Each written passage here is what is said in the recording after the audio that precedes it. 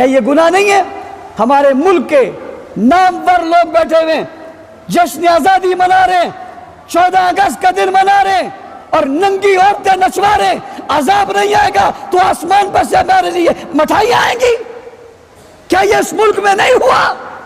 کون سا ملک جس کے لوگ پانی میں بہ رہے ہیں؟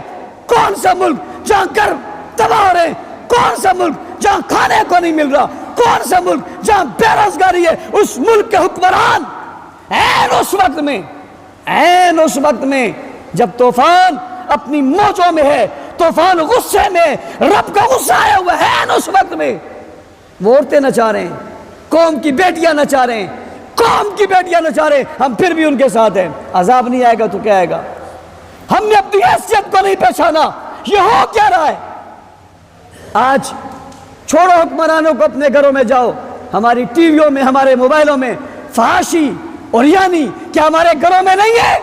کیا ہم بیٹھ کر اجتماعی طور پہ اپنے گھروں میں یہ گناہ نہیں کر رہے؟ سب سے بڑا مسئلہ یہ ہے کہ آج گناہ کو گناہ سمجھا ہی نہیں جا رہا۔